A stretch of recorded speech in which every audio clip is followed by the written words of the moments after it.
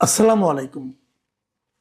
প্রিয় দর্শক, আমাদের দেশে বিভিন্ন সময় বিভিন্ন সরকার আসে এবং এসেই তারা প্রথমে যে ঘোষণাটা দেয় যে তারা মানুষের মত প্রকাশের যে স্বাধীনতা সেখানে তারা হস্তক্ষেপ করবে না, তারা গণমাধ্যমকে উন্মুক্ত করে দেবে, সরকারের সমালোচনাকে তারা সাধুবাদ জানাবে, তারা চাইবে যে সরকারের সমালোচনা হোক।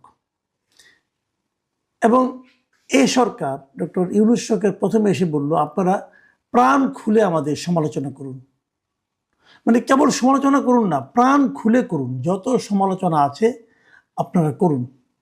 এই সমস্ত আহ্বানের কথা অন্যরা কীভাবে বলেছে আমি যাই না। ডক্টর ইউনূস পশ্চিমা শিক্ষায় শিক্ষিত, ওনারটা আমি বোঝার চেষ্টা করেছিলাম যে উনি এটা কেন বললেন যে প্রাণ খুলে সমালোচনা করুন। আমি ভেবেছিলাম উনি এই কারণে বলেছেন যে যখন আপনারা সমালোচনা করবেন তো সেখান থেকে আমরা শিক্ষা নেব যে আমাদের কি ভুল ভ্রান্তিগুলো আছে, আমরা কোথায় কোথায় ভুল করছি। যখন সমালোচনা যদি কেউ না করে, যারা আমার আশেপাশে থাকে তারা তো আমাদের স্থাবক, তারা সবসময় প্রশংসাই করবে, সবসময় বলবে স্যার এর চেয়ে ভালো আর কিছু হয় না, এত ভালো একমাত্র আপনিই করতে পারতেন, পৃথিবীতে আর কেউ এমন ভালো করার যোগ্যতা রাখেন। এই সমস্ত স্থাবকতা করতে করতে মানুষের মনে একটা বিশ্বাস তারা জন্মে তৈরি করে দেয় যে সে ছাড়া আর কেউ ভালো করতে পারে না। যখন মানুষের মধ্যে এই ধরনের একটা ধারণা জন্মে যে আমি কখনো ভুল করতেই পারি না, তখনই কিন্তু সে স্বৈরাচারী হয়ে ওঠে, যেমনটি হয়েছিলেন শেখ হাসিনা। ওনার চারপাশে সবসময় স্থাবকরা থাকতো। মাঝে মাঝে উনি প্রেস কনফারেন্সের নামে একটা আসর বসাতেন, সেখানেও স্থাবকরাই যেত, সাংবাদিক নামধারী স্থাবকরা যেত। তারা যে এমনভাবে স্থাবকতা করতো, এমনভাবে তোষামদি করতো যে উনি ছাড়া আর কেউ বোধহয় ভালো কাজটা জানে না, ওনার কোনো ভুল নাই, ওনার মতো মহান নেতা নাই। একবার একজন বলেই ফেললো যে আপনাকে আমরা হারিয়ে ফেলছি, কারণ আপনি এখন আমাদের নেতা, এই জাতীয় নেতৃত্বের থেকে উপরে উঠে আপনি বিশ্ব নেতায় পরিণত হচ্ছেন, এই জন্য উনি খুব দুঃখ পাচ্ছেন। এই সমস্ত স্থাপকতা আমরা দেখেছি, দেখে দেখে আমরা বিরক্ত হয়েছি, অনেক সময় আমরা কৌতুক অনুভব করেছি। তারপর যখন ইউনূস সরকার বললেন যে আমাদের প্রাণ খুলে সমালোচনা করুন, তখন আমি ভাবলাম উনি বোধহয় ওই কারণেই বলেছেন যে আপনারা সমালোচনা করুন, ওখান থেকে আমরা শিক্ষা নেব, শিক্ষা নিয়ে আমরা সঠিক কাজটা করব। কিন্তু প্রাণ খুলে সমালোচনা কি করতে দেওয়া হচ্ছে, দেওয়া হলো? তার বিপরীতে আমরা দেখলাম এক ধরনের মবতন্ত্র কায়েম করা হলো। কী ধরনের মবতন্ত্র কায়েম করা হলো? যিনি সমালোচনা করবেন তার উপর নানা ধরনের আঘাত করা হলো। কিছু আঘাত করা হলো সোশ্যাল মিডিয়ার মাধ্যমে, কিছু আঘাত করা হলো সামাজিকভাবে অপদস্থ করার মাধ্যমে, এবং সর্বশেষ আঘাতটা করা হলো রাষ্ট্রীয়ভাবে। মানে সরকার নিজে আঘাত করার জন্য নেমে পড়লেন। তার সর্বশেষ উদাহরণ হলো আমাদের আনিস আলমগীরকে গ্রেফতার করা। আনিস আলমগীর কি করেছিলেন? আনিস আলমগীর কিছু সমালোচনা করেছিলেন। সেটা কি সমালোচনা? সরকারের বিভিন্ন কর্মকাণ্ডের সমালোচনা করেছিলেন, কথাই তো বলেছিলেন, আর তো কিছু না। আনিস আলমগীর তো কথা ছাড়া আর কিছু বলতে পারেন না ভাই, কথাই বলেছিলেন। সাংবাদিক হিসেবে কথা বলা তার অধিকার। তাকে কি করা হলো? তাকে সন্ত্রাস দমন আইনে গ্রেপ্তার দেখানো হলো। কিসে গ্রেপ্তার দেখাবে, কিভাবে মামলা করবে, এটা নিয়ে প্রায় 18-19 ঘন্টা গবেষণা করা হলো। ধরে নিয়ে যাওয়া হলো, নিয়ে বসিয়ে রাখা হলো, সারা রাত আটকে রাখা হলো, কোনো মামলা মোকদ্দমা ছাড়া সারা রাত আটকে রাখা হলো। পরের দিন তার বিরুদ্ধে মামলা দেওয়া হলো। কেন করা হলো এটা? এটা হলো মব, এটা রাষ্ট্রীয় মব, সরকার পরিচালিত মব। কার বিরুদ্ধে? যিনি কথা বলবেন তার বিরুদ্ধে। আনিস আলমগীর কি বলেছে সেটা আদালতে ওঠে। যখন আদালতে তাকে তোলা হলো, সরকার পক্ষের উকিল একটা কথা বললেন, কেন আনিস আলমগীরকে রিমান্ডে নেওয়া দরকার। আনিস আলমগীরের পক্ষে উকিল একটা কথা বললেন, কেন আনিস আলমগীরকে জামিন দেওয়া দরকার।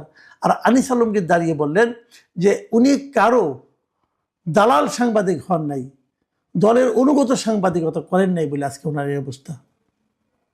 এই যে কথাটা উনি বললেন আনিস আলমগীর সেই মঞ্চে দাঁড়িয়ে, কাঠগড়ায় দাঁড়িয়ে, এটা কি পুরো সরকারের গালে একটি চপেটাঘাত নয়? সরকার কি এই প্রশ্নে কোনো জবাব দিতে পারবে? পারবে না।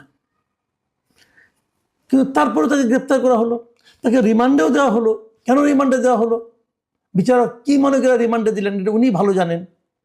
নিশ্চয়ই উনার বিবেকের কাছে উনি পরিষ্কার থাকবেন যে আনিস আলমগীর কি করেছেন যে তাকে রিমান্ডে পাঠাতে হবে? আমি যাই না, উনি একজন বিচারক নিশ্চয়ই, ওনার বিচার কাজ দিয়ে আমি সন্দেহ প্রকাশ করছি। এখন আনিস আলমগীরকে আমরা চিনি, জানি, আমার ওনার বিচারটা পছন্দ হয়নি, এটা বলার অধিকার আমার আছে। আমি জানি এটা বলার কারণে আবার আমাকে বলতে পারে আমার বিচার তোমার পছন্দ হলো না কেন। পছন্দ হয়নি আমার, আমি এই বিচারে আমি ক্ষুব্ধ। আনিস আলমগীর যখন গ্রেপ্তার হয়ে গেল, আমরা সোশ্যালি আরও কি দেখলাম সেগুলো নিয়ে একটু কথা বলতে চাই। প্যারিসে থাকা মিস্টার পিনাকি ভট্টাচার্য, ওনাকে অনেকে বলেন উস্কানি ভট্টাচার্য, অনেক কথা বলেন। এই ভদ্রলোককে আমি একসময় মোটামুটি জ্ঞানী মনে করতাম। মানে উনি যে এতটা মানে হীন চরিত্রের, হীন মনমানসিকতা হতে পারেন, তার নতুন আরেকটা নমুনা দেখলাম। উনি একটা ছবি দিয়েছেন, 3 জনের একটা ছবি, সেখানে আমিও আছি, ডক্টর আব্দুল তুষার আছেন, আনিস আলমগীর ছিল। আমরা 3 জন একটা ছবি তুলেছিলাম একসঙ্গে, এক জায়গায় আমরা গিয়েছিলাম, সেখানে ছবিটা তুলেছিলাম। সেই ছবিটা দিয়ে পিনাকি ভট্টাচার্য কি লিখলেন? উনি লিখলেন রইল বাকি 2। অর্থটা কি? উনি আনিস আলমগীর জেলে গেছে, এই বাকি 2 জনকেও জেলে যেতে হবে। আপনি আমাকে জেলে পাঠাতে পারেন ভাই, কোনো সমস্যা নাই, আপনার ক্ষমতা আছে। আপনার কথা অনুযায়ী আমাদের এই সরকার উঠে বসে, ঘুমায়, কাইত হয়, চিত হয়, সবই হয়। আপনি ক্ষমতাধর, আপনি পারেন। কিন্তু এই পারার মাধ্যমে আপনি কি করেন? গণতন্ত্র কায়েম করেন? ভিন্ন মত যখন আপনি সহ্য করতে না পারবেন, তখন সেটা কিসের গণতন্ত্র? একজন লোককে ভিন্ন মত দিতে পারবে না। আপনি যা বলবেন, আপনার সঙ্গে আমাকে ইয়েস স্যার করতে হবে? আমার কি নিজস্ব কোনো মত থাকবে না? এটাই তো ছিল শেখ হাসিনার মধ্যে। শেখ হাসিনা তো এই কাজটাই করতো। শেখ হাসিনার সামনে কোনো ভিন্ন মত দেওয়া যেত না। তারপরেও আপনি বলেন ভিন্ন মত দেওয়ার কারণে শেখ হাসিনার আমলে কই আমরা তো ভিন্ন মত দিয়েছি, আমাদের নামে তো এরকম সন্ত্রাসবাদী মামলা হয়নি। শেখ হাসিনা শাসন আমলে আমি শেখ হাসিনা শাসন নিয়ে, সরকারের কর্মকাণ্ড নিয়ে, ওনার ব্যক্তিগত কর্মকাণ্ড নিয়ে আমি ভিন্নমত দিয়েছি।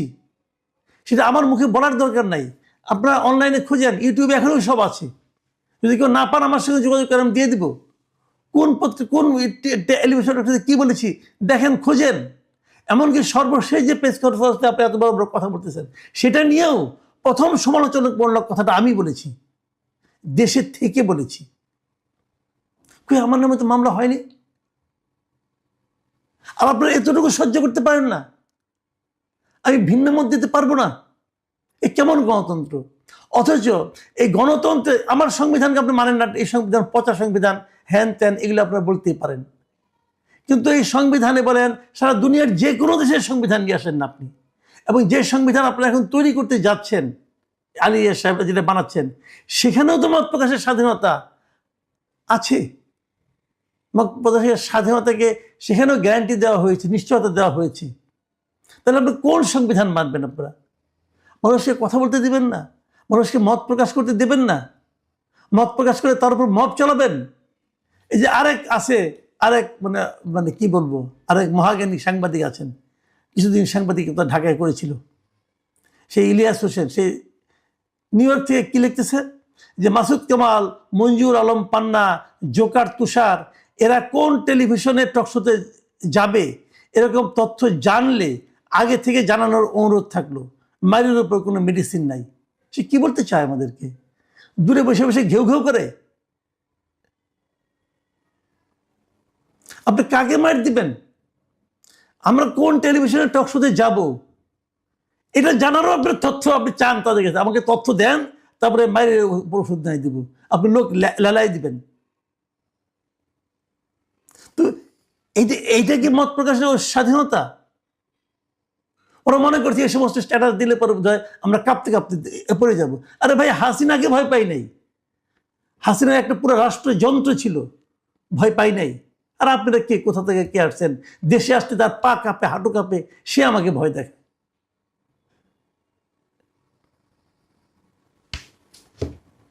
কি বলবো আর?